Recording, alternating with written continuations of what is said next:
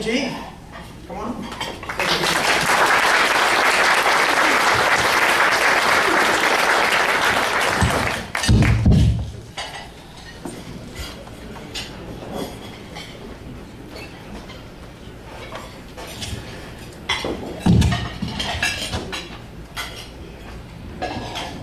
Good afternoon, everybody. How you doing? Good. Daniel asked that I start with something positive. So what's positive about being a mortgage broker today? Well, the new rules are going to allow for a multi-state exam. That's good news. A friend of mine is one of the examiners, and I actually have one of the questions.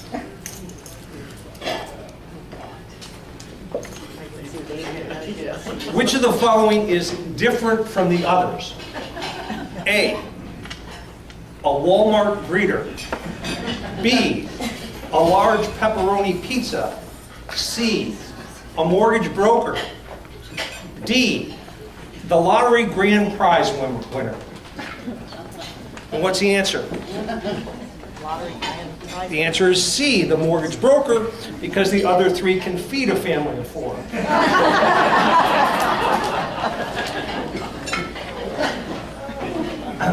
All right, let's talk a little bit about the ability to repay rules. After considering comments for more than 1.5 years, the highly anticipated ability to repay rules have been issued. It's a political result from the 2008 subprime crash. Political, of course, the word politics goes back to the Greek root words poly, meaning many, ticks, meaning blood-sucking insects. And that's kind of what happened here. Let's see. How do I get this guy? Hey, Mary, you want to come do this for me? Sure. Which way? You may have to change Get down. Okay. or Joy. All right, the general rule is a creditor shall not make a loan that is a covered transaction unless the creditor makes a reasonable and good faith determination at or before consummation based upon verified and documented information that the consumer will have a reasonable ability to repay the loan according to its terms. That's the rule. That's what this whole thing's about. Anyone disagree with that? Probably a pretty laudable goal, I think.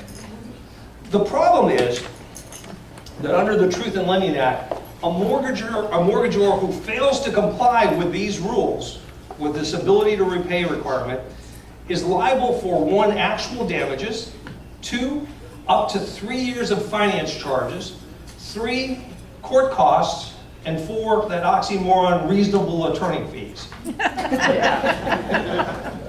Now there's 3 years statute of limitation, but it's if it's raised in a defense for foreclosure, there is no statute of limitation. So effectively there's assignee liability. Lenders can't compel arbitration or require the borrower to sign a waiver. Now let me show you what that means to you as a lender. Let's say we have a $200,000 loan at 4.5%. Let's say the origination fee was 2%, so that's $4,000. 3 years of the finance charge at that rate at a $200,000 loan is $26,000. Actual damages would be the down payment. That would be $20,000, let's say 10% down. And attorney fees, I just took a guess at $50,000. So there's $100,000 in penalties there for a violation of that rule. On a loan where the creditor probably made anywhere from $1,000 to $1,500 on the loan. So is that a fair trade-off in balance? $1,500 versus $100,000? No. So do you think people are going to be conservative or liberal when they decide they're going to apply this rule? Very conservative. Very conservative. I would guess that would be right. Now let's talk about covered loans, loans secured by dwelling residential structure containing 1 to 4 units. So it includes purchases, refinance, home equity, first lien or subordinate, regardless of whether it's a principal residence, second home, vacation home, or other 1 to 4 family residence, a condo, co-op, mobile home, or manufactured home. So it's pretty broad. It does not include investor properties. Now, you remember what the general rule said. You got to really look at the borrower's ability to repay. That's what this is all about. Well, there's only 5 ways you can do that now. There's only 5 ways you can do that. 1, the general or the special rule, which I kind of put in front of the general rule because I think that's the one you're going to be relying on most. 2, the general rule. 3, running naked. Now, do you know how great it is for a compliance speaker to be able to say running naked at one of these things? How do you work that into your speech? But running naked is where you have you have to prove that you in fact did what they said. Okay, so the first 2 are qualified mortgages. Running naked isn't a qualified mortgage. You're going to have to prove that you looked at the ability to repay. And then there's 2 other ways: refinancing of a non-standard into a standard, and small credit rule. And we're not going to talk about 4 or 5 today, unless you're bad, and then I'll talk about small credit rule a lot. Now, what's going on here? Safe harbor versus presumption of compliance versus preponderance of evidence. That's the real issue here. If you originate a QM, you have a safe harbor, which means that the borrower, if you can show that you originated a QM, the borrower cannot raise that in a court of law. So if they do, you're going to probably get summary judgment, which means you won't spend a lot of money and be run through the courts. So only a QM gets that safe harbor. If it's a Section 35 loan, that's where the interest rate is, the APR is more than 1.5% higher than the APOR. Then you get a presumption of compliance, which means the courts will assume you comply. But if the borrower raises the objection, the court can consider the facts. And then finally, running naked, where you just have to prove up. Here's what we did. We actually looked at the ability to repay. So what do you think? What do you think people are going to originate, given those 3 legal standards? They're going to originate QMs, right? Because you don't want to do that. You don't want to do that risk. Is anyone going to originate QMs on Section 35 loans? No. Probably not. The early, I was at a compliance meeting a couple weeks ago, and the general counsel from Wells said that they were going to originate Section 35 loans. Didn't say they were going to buy them, but it did say they would be originating 35 loans. But on the retail side, they might well do that. But for the most part, I think what you're going to see is everybody is going to be originating just QM loans. All right, how do you originate? Well, first of all, we've got the special rule. And under the special rule, what you have to have is substantially equal payments.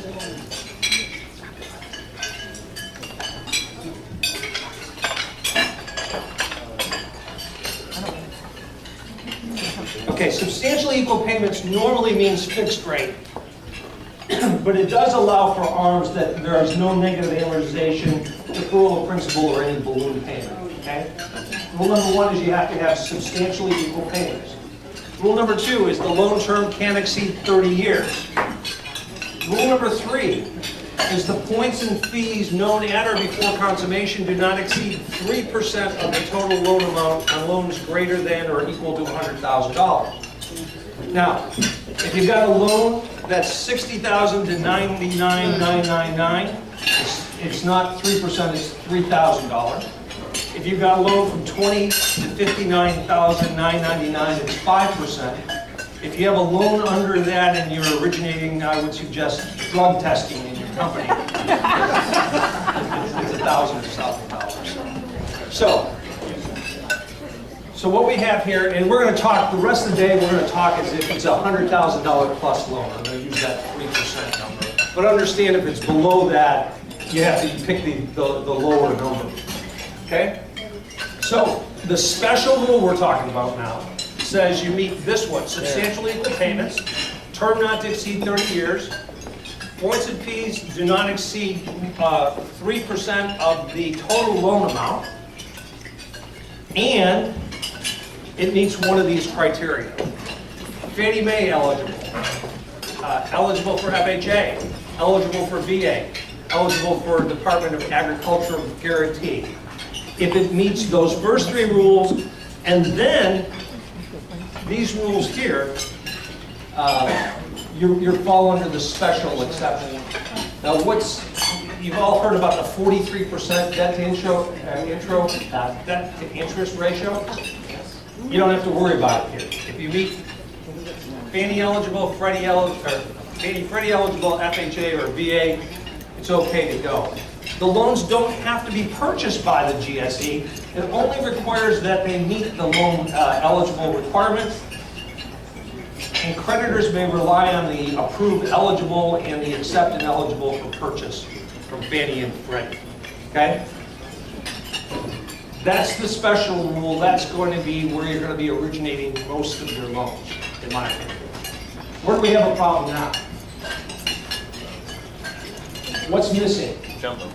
Jumbo. Yeah, jumbo. Can a jumbo ever be Fannie Freddie eligible? By definition, no. The loan amounts are higher. So the second is the general rule, which has the same first three requirements. Substantially equal periodic payments, loan term not to exceed 30 years, and points and fees don't exceed 3% on loans of $100,000 or more. Same first three. But number 4, for which a creditor underwrites the loan looking into account monthly payments for mortgage-related obligations. What are mortgage-related obligations? Monthly payments, taxes, insurance, homeowners association assessments. All of those are mortgage-related obligations. You have to look at the maximum, if it's an adjustable, look at the maximum rate for the first 5 years, and periodic payments over the long term based upon that higher interest rate. No start rate underwriting is basically what that says.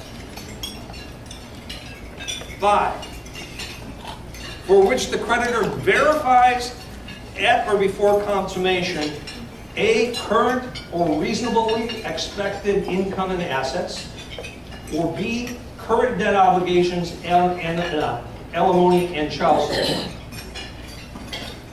Now what they've done here for the general rule is they've taken the 4155, the FHA underwriting manual, they've pulled that out, and now they've called that Appendix Q.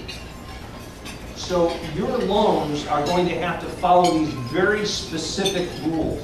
Remember back in the good old FHA days before we had automated underwriting, we used to sit there with our 4155 and underwrite the loans. That's where we're going to be with these particular transactions. Income. You may not use it if you can't verify it, if it's not stable or will not continue. There's very specific rules contained in this Exhibit Q as to how to underwrite the loan. You've got to have 2 years of income. It sets out the rules for commissions, bonuses, overtime, rules for self-employed or returning to work after an extended absence, very specifically. Notice it says reasonably expected income. We're going to run into problems with that one. Self-employed. Today you reasonably expect that income. When they lose their job tomorrow and they raise this defense, are we going to be okay? On expenses, it tells you what to include in recurring obligations, how to calculate revolving credit, how to treat liabilities, okay? So you're going to have this little Exhibit Q, and we'll put it up on our website if anybody wants a copy of Exhibit Q. But it's basically going to be your underwriting guidelines. It's the 4155 minus compensating factors. So the words compensating factors, which we used to use all the time back when I underwrote FHA loans, that's gone. You got to hit the specific rules, and you can't consider compensating factors under the Reg Q. And then the sixth rule is for which the total debt to income does not exceed 43%. Go ahead. On the previous screen, it said income or assets. So if someone doesn't have income, do they have like $2 million in the bank? Is that? You're going to have to look at their ability to repay. And so if they have the assets that would give them the ability to repay, you would be able to do that in a manner consistent with the underwriting guidelines. Income to continue for the next 3 years. Right. Yeah, and they're very specific, just like 4155. Regular agency. You would be looking at, 4155 is the FHA underwriting guidelines, in case anyone didn't know that. So you'd be really applying the same rules that you would today in an FHA loan on that kind of thing. To a bank statement. Right. All right, next, running naked. 8 factors you have to consider if you're running naked. Number 1, the current or reasonably expected income or assets other than the collateral. Number 2, if the creditor relies on income from the consumer's employment, then the consumer's current employment status. That makes sense. If you're relying on job income, you better make sure they have a job. The monthly payments on the loan, the monthly payments on any simultaneous loan, the monthly payments for mortgage-related obligations, the current debt obligations, the monthly debt-to-income ratio. There's no 43% requirement here. You just have to consider it, and credit history. Now, it doesn't tell you what you have to do with the credit history. It tells you have to run a credit report, but that doesn't tell you what you have to do with it. So you can see, remember the general rule is you just have to look at the borrower's ability to repay this loan. Well, if you follow those 8 steps, do you think you've looked at the borrower's ability to repay those loans? No? Yeah, I think you would. I think you have. If you've looked at all those things. The problem with running naked is you don't have those legal protections. And so my gut is nobody is going to rely on this, at least out of the gate. Somewhere around the way, people are going to say, you know what? This general standard is we looked at the borrower's ability to pay. I'm very comfortable we looked at the borrower's ability to repay, so we're going to go we're going to run naked. But that's not going to happen out of the start. It might happen somewhere down the road. Okay, so what's our problem area? Money. The points and fees. Isn't that our problem area? Because what are we going to be originating? QMs, right? QMs. QMs. What's the common element in the QM? Whether it's the specific rule dealing with Fannie, Freddie, and FHA, or it's the general rule dealing with Exhibit Q and underwriting and 43% back-end ratio. All of them have that 1% limitation, that points and fee limitation. I'm sorry, that 3% points and fee limitation. All right, Mary, would you? Did you pass out the? I did. Okay. I didn't want to pass the formula out early because there were sharp knives on the table. And I didn't want to slit your wrist saying, oh my God, there's math on the test. Now, understand what we're doing today. Excuse me, I'm sorry. Understand what we're doing today. Your system is going to calculate all of this stuff to make sure that you're under the QM test. But what we're going to do today is we're going to walk through the math and so that you can figure out, do your business practices fit into this program? And if they don't fit into this program, what are you going to do about that? So it's not so much the math that we're doing here today, it's you need to know what's in all of the calculations. Your computers will calculate it for you. You just need to know what's in those calculations so that you can determine if you need to change the way you're doing business. The formula is A, the non-interest finance charges. We're going to walk through each one of these. under the Truth in Lending Act, Section A and B, plus any of the things that normally would exclude from the APR calculation if it goes to a lender, broker, or affiliate. If the lender, broker, affiliate retains a portion of the fee, then it falls under, normally it would be excluded, it's going to go into the 3% calculation.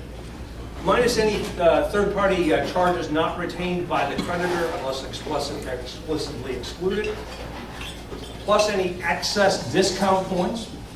So now we have a new concept, excess discount points, plus compensation paid to a loan originator, and this is brand new as of a couple weeks ago, other than the employee of a creditor that can be attributed to the transaction, so we'll talk about that, and then plus any prepayment penalty.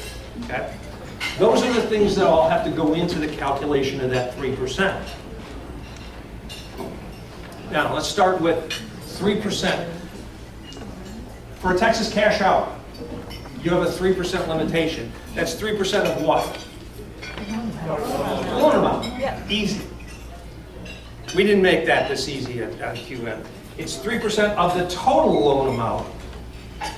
And the total loan amount is equal to the amount financed, the principal, minus any prepaid finance charges, minus any other charges that are paid to the creditor or affiliate and financed, and any optional credit and life insurance. We won't talk about broken stroke insurance. We'll leave that alone. For the most part, you can see that if you have what would normally be exempt fees, like your appraisal fee, and you have an in-house appraiser, that's going to double bang you, because one, it's going to reduce what the total loan amount is, because you're going to have to reduce it by that much. Or if you own your own title company, you're going to have to reduce it by that much. And then that amount's going to be included in the 3% calculation. So anyone who's got in-house appraisers, anyone who's got their own title companies, or is doing business with a lender that's making you use their appraisal company that they own, that's going to be included in that total loan amount and the 3%. Now, generally, points and fees includes all non-interest finance charges. The broker fees, consumer paid charges are now included are included under A and B, and any points fees. On the wholesale transaction, the lender's administrative fees, all of those are included in the 3% calculation. Now there's 5 exceptions. Generally, MI is included in that APR calculation, right? It's included in those A and B charges. So any federal or state insurance or guarantee fees is excluded from the 3%. So that's good news. You know, you can do an FHA loan.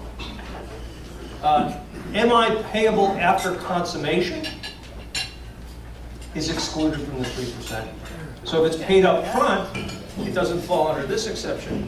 But a portion of the upfront MI is automatically refundable and does not exceed the amount allowed under FHA loans. Well, the amount allowed under FHA loans is 1.75. So if you have upfront MI, as long as it doesn't go over 1.75, you're excluded. If it does, that portion over the 1.75 is included. That includes lender-paid MI.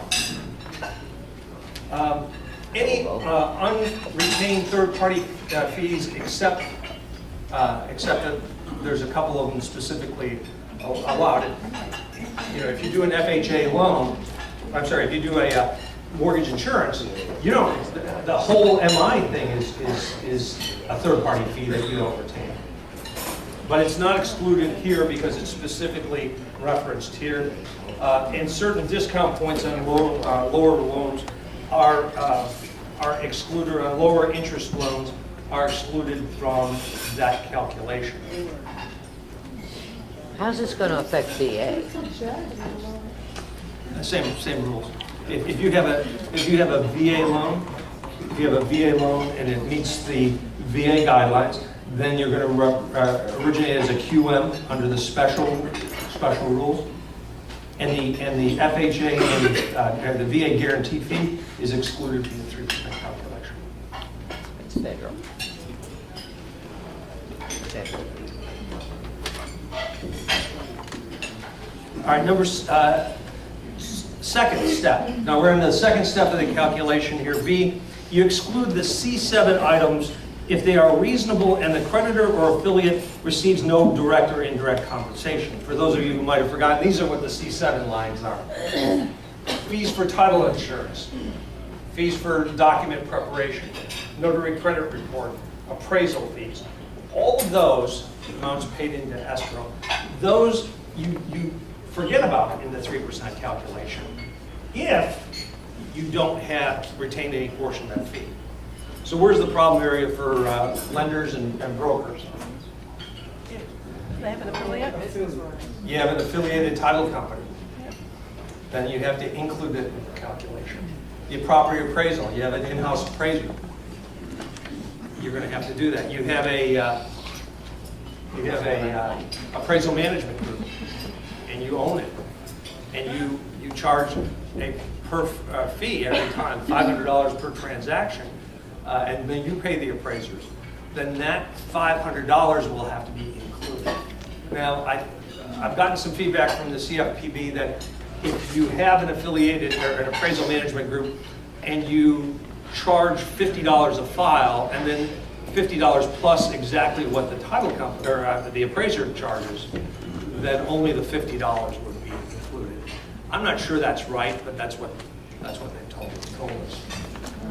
What about third-party processing fee for some of the lenders? She processes all the files, but she's 1099 for the. Yeah, no, she's an A. She falls under A. Even if you don't retain it, but she still falls under A, which means that she's an APR item. She's not exempt from the. So you would have to include her under A in the formula, and she doesn't fall under the exception for third-party fees not retained because she's actually doing something that you should be doing. Okay. C, excludes any bona fide third party not retained by the creditor or an affiliate of either, unless it's expressly included. Okay, so what would be a third party fee not retained by the creditor? Flood survey. Survey, flood survey, Appraisal. Tax Credit report. tax survey. credit report. Great. All of those things are good unless you have an affiliate that's doing them for you. This section's a bit redundant. Yeah, attorney's fee. It's a bit redundant because remember under A7, the one we just talked about before, a lot of the things that we talked about have already been excluded under A7. The third party exclusion for M-Line, I mean, if you think any third party fee that we don't retain is exempt from the calculation, it's not, because M-Line is one of those specifically mentioned below. And so if you do an upfront on M-Line more than 1.75, you're going to include that. All right, so excludes any bona fide third-party fee not retained by the creditor. So what about LLPAs? Loan level price adjustments, what do you think about it? You would think that they are excluded, right? Because who gets the LLPA fees? Fannie Mae and Freddie Mac. And the government owns them, right? Right. And so that should be excluded, right? It's not. It's not. So your LLPAs are not excluded from that 3%. Now, we're going to talk a little bit about bona fide discount points in a minute. But you can do a bona fide discount point off of a loan with an LLPA as long as you meet the standard that I talked about. It's a limited standard. The rate on the loan has to be lower. but there is an opportunity to roll in the loan level price adjustment and then do a discount off of that higher rate. That's acceptable as long as you meet the criteria. Okay.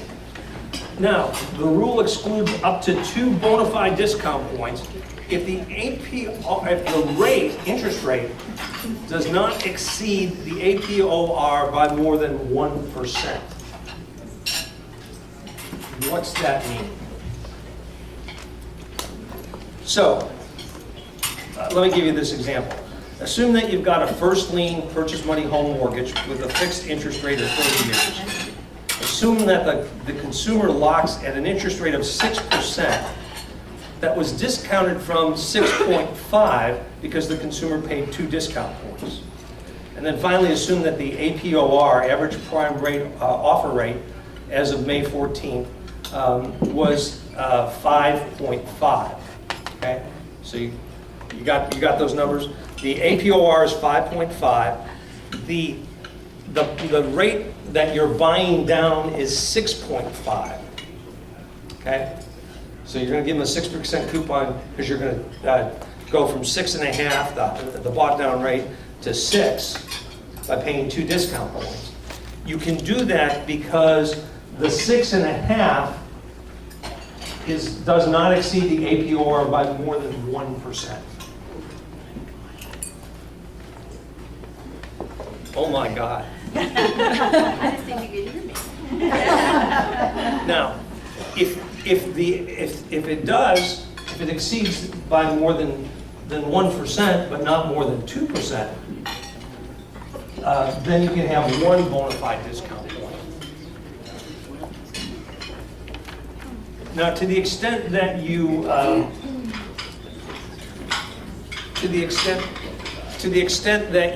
have a discount point and it's not bona fide under one of these tests, it's included in the 3% cap.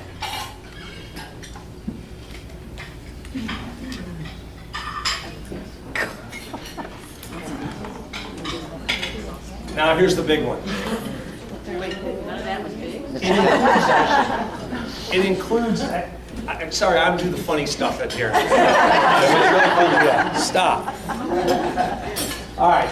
It includes all compensation paid directly or indirectly by a consumer or creditor to a loan originator other than an employee of the creditor that cannot be attributed to the transaction at the time the interest rate is set. Okay. So in a mortgage broker transaction, where SunTrust is paying you 2.5 points,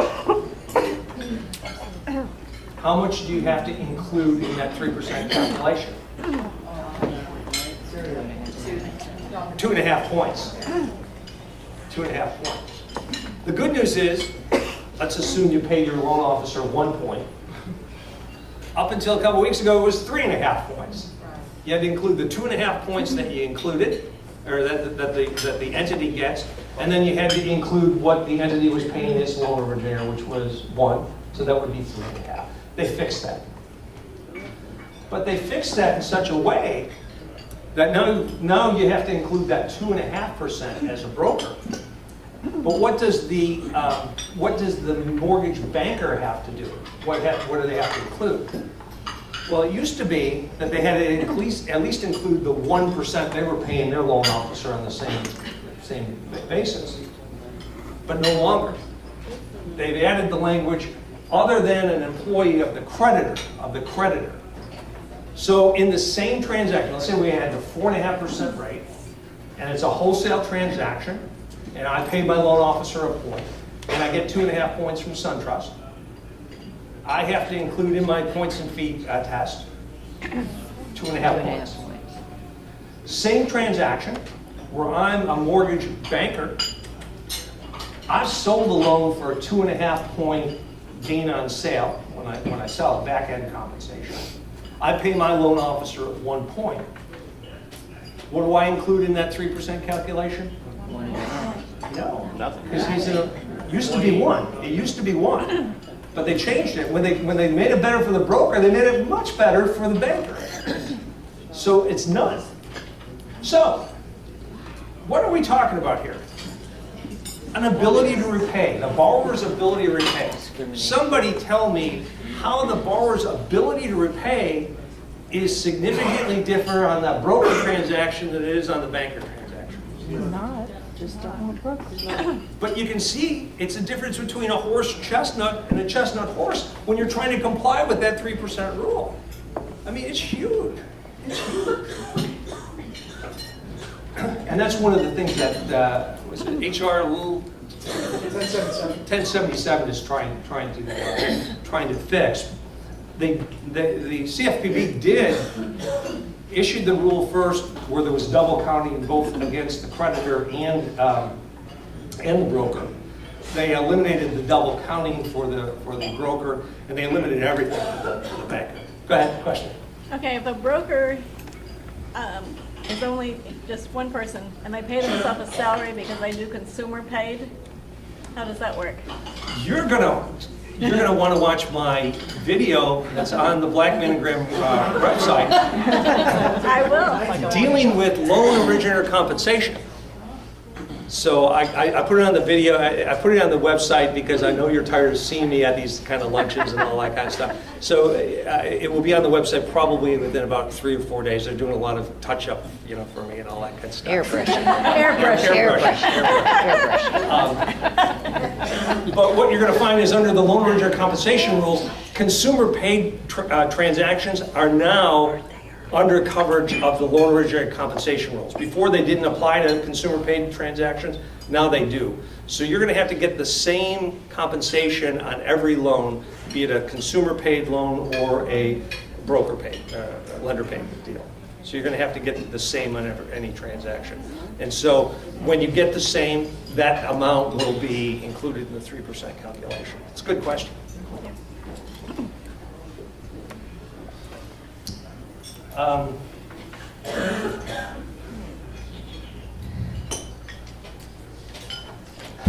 It includes the maximum prepayment, so the 3% calculation, we're down to the last thing on F. You look to see if there's a prepayment penalty, and it includes the entire prepaid penalty.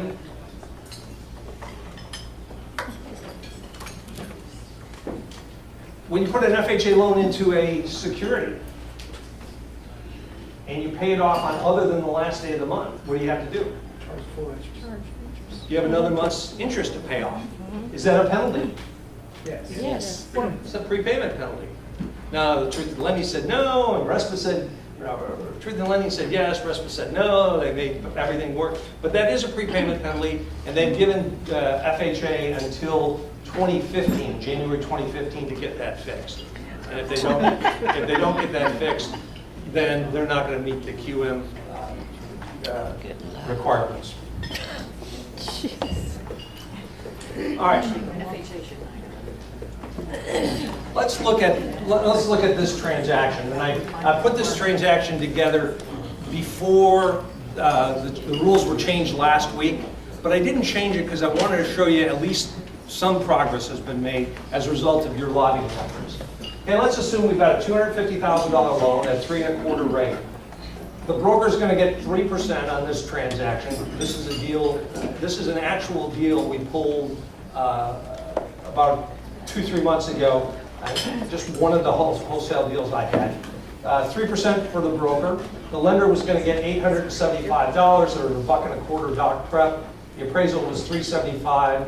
Credit report was $27. Title was $650, and recording was $140. Loan comp was 1%, and the prepaid finance charge was $3,622. Remember, you have to pull that out from your principal amount when you're doing that calculation. Now, that transaction, which is just plucked out of the bin, that we were doing a month ago, we're not going to be able to do. Let's assume there's no affiliates. 3% is $7,000 in fees. The broker was getting 3 points at $7,500. The lender was getting an appraisal fee administrative fee of $875. The loan officer was getting $2,500. In that case, if they hadn't gotten rid of the double counting, which they did a week ago, you would have been over by $3,000. Now you're over by effectively $1,000. So, as a practical matter, what's that going to mean to you? What about that 3%? You're going to be able to continue to originate at 3% as a mortgage broker? No. No, because the maximum is 3% of the total loan amount, and total loan amount you have to back out those prepaids and any affiliate deals. Okay? So you're going to have to, what do you think about this, owners? That $875, is that going to be possible? Bye-bye. What are you going to do with it? You're going to have to raise your interest rates, right? I mean, that's the only thing you're going to be able to do. Now, let's look at this. Had we used an affiliated title company and an in-house appraisal? The total loan amount is the amount financed minus the affiliated title fees minus the in-house appraisal. So the total loan amount from which you're multiplying your 3% is $7,000. And again, I'll remind you, 3% is because it's a loan of $100,000 or higher, okay? If it's lower than that, it's not even 3%, okay? So you're allowed $7,360. The broker was going to get 3 points on that deal. The lender was going to get $875. Title was $2,500. Appraisal was $650. So you're over by $4,500. That's with the double counting. If you got rid of the loan officer, I know a lot of you think that's a good idea from time to time, but you're over by $2,000.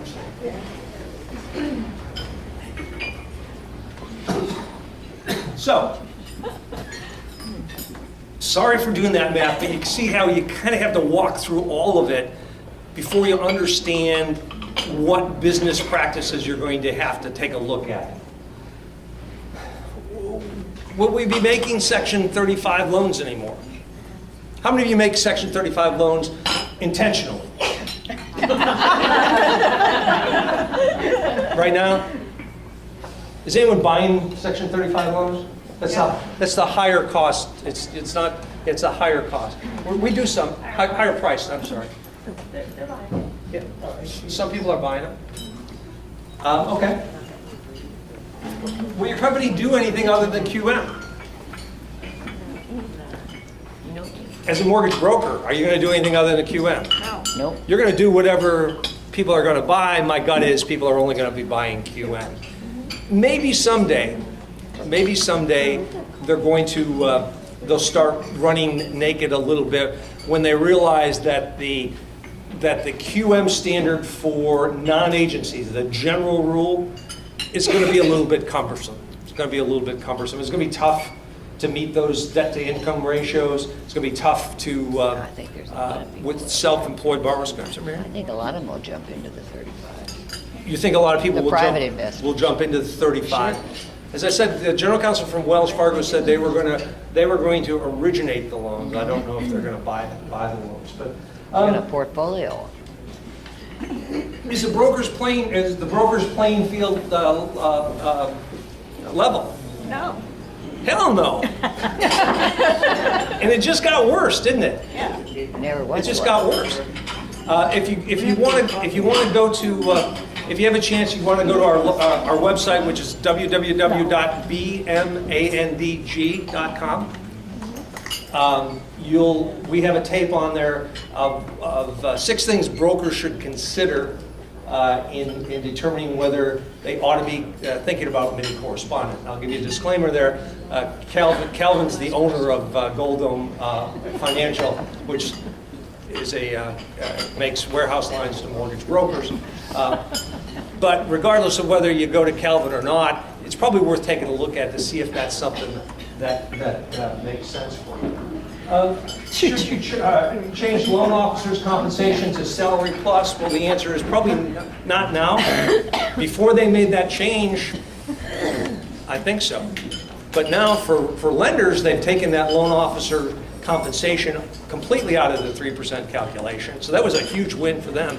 Because what that's going to do is that's going to allow lenders who have their affiliated title companies to do those deals where they couldn't do it when they were paying a loan originator that was a point and a half against the 3%. So while they were trying to be fair to the broker, tangentially fair to the broker, they made it even more compelling for the mortgage banker. Should you dump your affiliated title company? Well, if you're a mortgage broker, yes. You're not going to be able to broker and have your affiliated title company unless you can work on 25 basis points or something like that. It's just not going to work. Should you let your in-house appraiser go? The answer before they changed the rules for a lot of lenders was, yeah, we probably need to do that. But now that the loan originator compensation for the lender has been taken out of the equation, it's probably gone away. And finally, should we be greeting at Walmart? And there's a lot to be said about that, not a lot of pressure. And for those of you that are just a little more frustrated with this deal, maybe you can get that job where you do this to the receipt. That gets rid of some of that frustration. Okay, was this helpful? Yes, very, yes.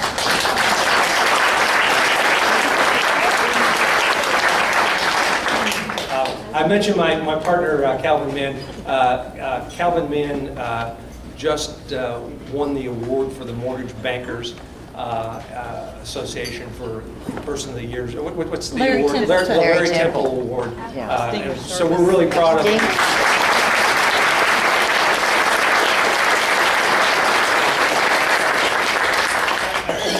Point out that Tom is also an owner of Eldon, and we have a cash doll company. That's right. And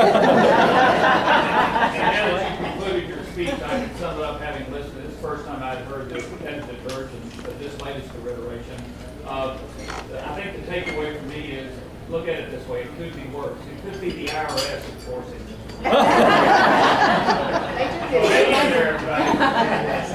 All right, what questions? They could be. They do videos. They do videos, yeah. And they're funny.